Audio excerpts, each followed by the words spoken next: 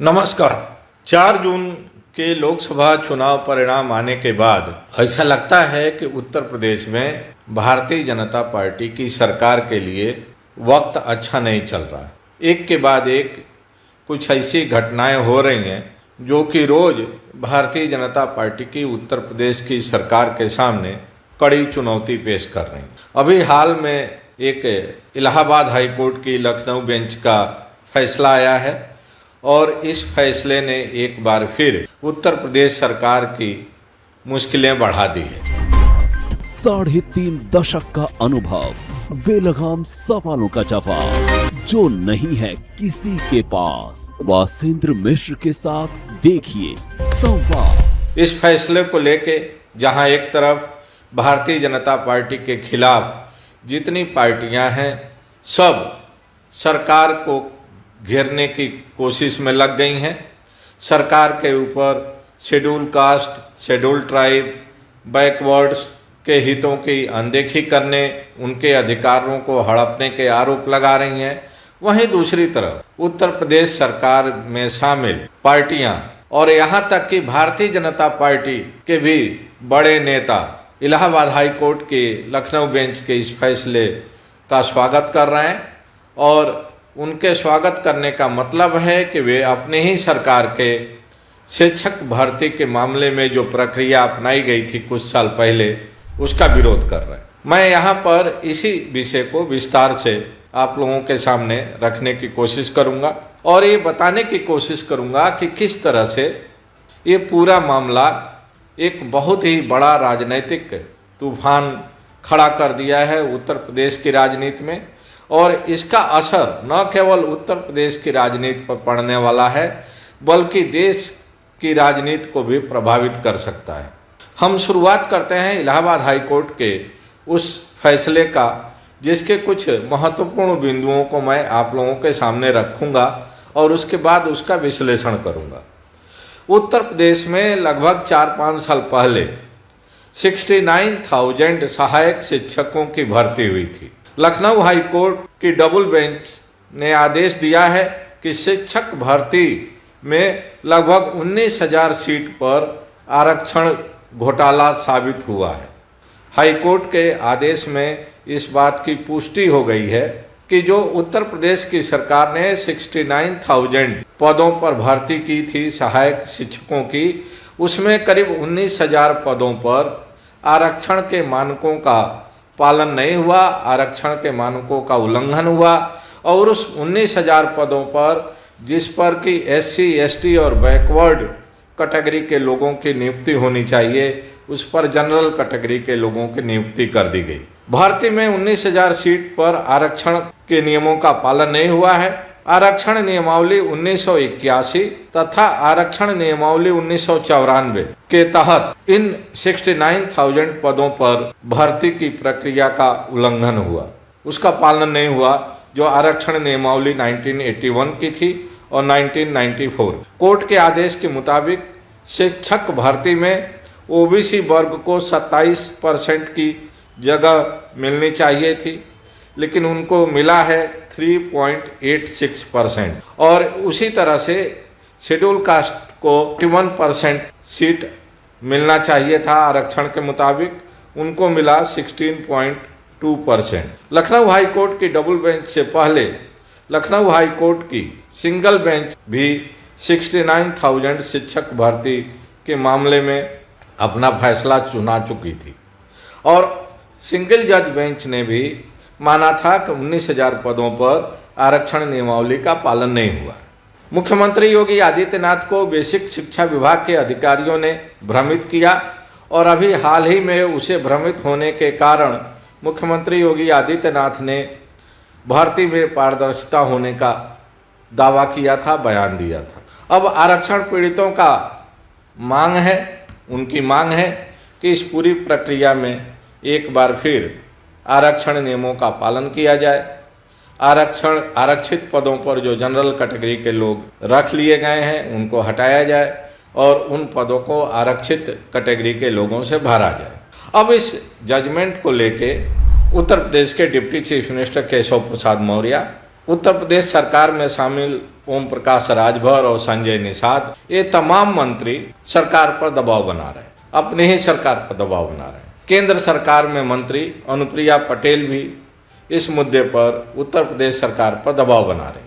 उनका कहना है कि जल्दी से जल्दी जो गलती हुई है, जो खामियां रही हैं, उसको दूर किया जाए और पूरी तरह से पारदर्शिता के साथ एससी और बैकवर्ड्स कैटेगरी के कैंडिडेट से इन रिक्तियों को भरा जाए।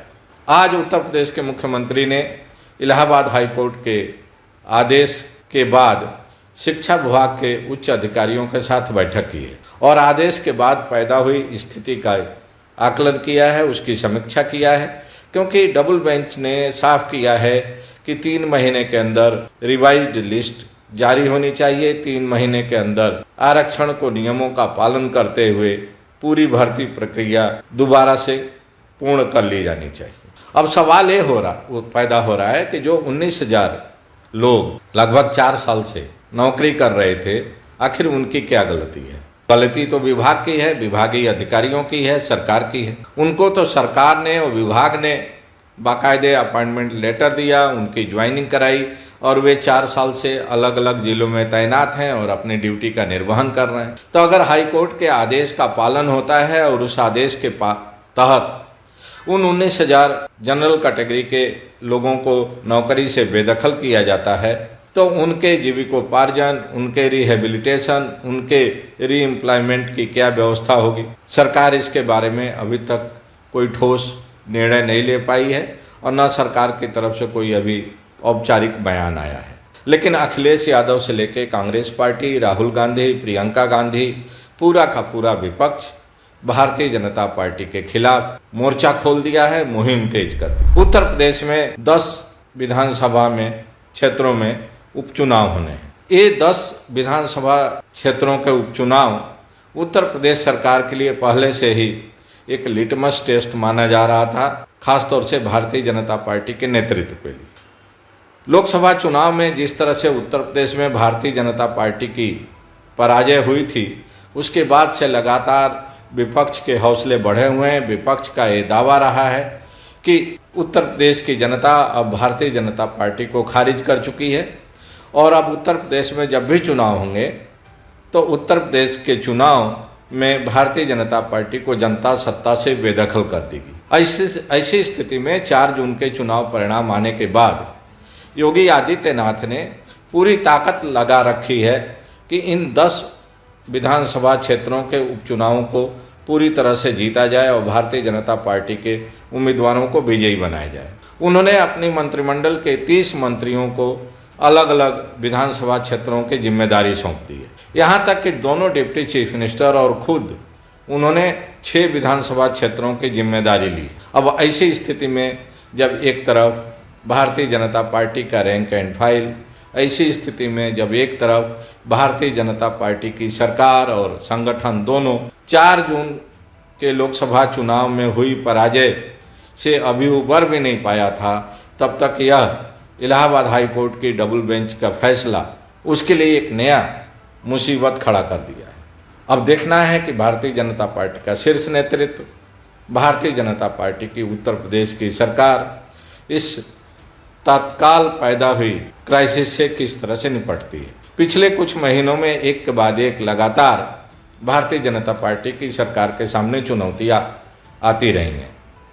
पहले 4 जून के चुनाव परिणाम आए लोकसभा के, उसके बाद नजूल लैंड को लेकर जो उत्तर प्रदेश की सरकार ने विधानसभा में बिल पेश किया था, उस बिल को भी बीजेपी के ही सदस्यों ने प्रवर समिति में संदर्भित करा दिया। उसको विधान परिषद में पेश होने के बाद उसको पारित न करके उसको विचाराधीन बना दिया। अब उसके बाद ये नया जो एक संकट खड़ा हुआ है आरक्षण को लेके, अखिलेश यादव, राहुल गांधी, ये सब लोग पहले से बोलते रहे हैं कि भारतीय जनता पार्टी दलितों को, पिछड़ों को जो संवैधानिक अधिकार मिला है उसको छीनना चाहती है, आरक्षण की व्यवस्था खत्म करना चाहती है, संविधान को बदलना चाहती है। ये आरोप रहे हैं गैर बीजेपी दलों के, गैर बीजेपी नेताओं के। अब ऐसी स्थिति में ये आरक्षण का मुद्दा एक बार फिर भारतीय जनता पार्टी के लिए एक नई मुसीबत लेके आया है। एक और बहुत ही दिलचस्प मामला इस समय केंद्र की सरकार के सामने और भारतीय जनता पार्टी के नेतृत्व के सामने परेशानी का कारण बना हुआ है। अभी कुछ दिन पहले सुप्रीम कोर्ट ने SC/ST में क्रीमी लेयर की व्यवस्था लागू करने का ऑब्जर्वेशन दिया था, आदेश दिया था।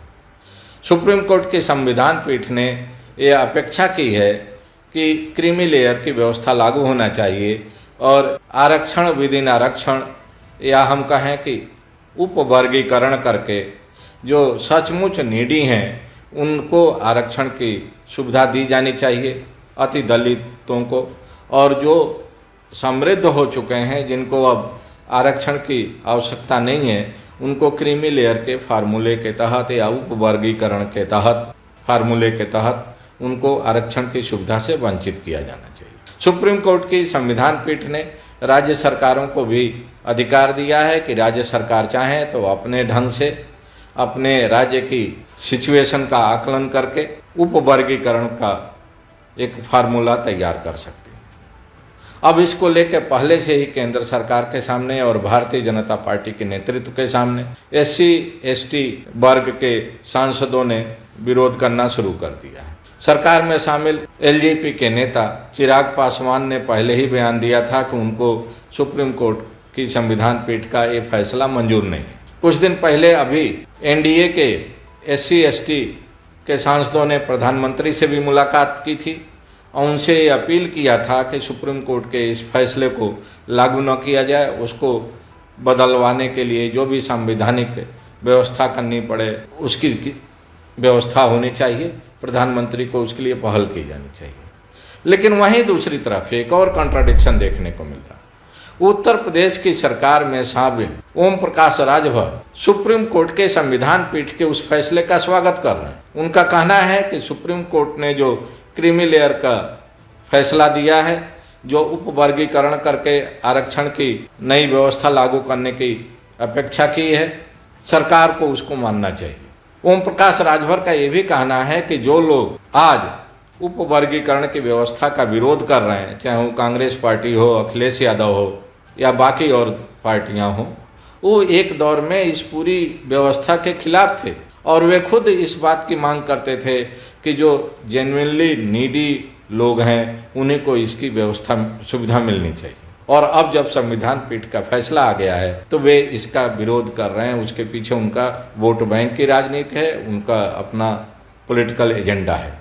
उनको SC/ST के हितों की रक्षा करना उनका मकसद नहीं। तो इस तरह से चाहे केंद्र की सरकार हो, बीजेपी का केंद्रीय नेतृत्व हो, या उत्तर प्रदेश की बीजेपी की सरकार और उत्तर प्रदेश का नेतृत्व है, उसके सामने एक नहीं कई इस तरह की चुनौतियां आ गई हैं जिसका समाधान खोजना ये बहुत ही आवश्यक है और बहुत ही ज़रूरी है। अब देखना है कि बीजेपी की सरकार, चाहे केंद्र की सरकार है या उत्तर प्रदेश की सरकार है, इन चुनौतियों का किस तरह से मुकाबला करती है, इन समस्याओं का किस तरह से समाधान खोजती है। नमस्कार, धन्यवाद।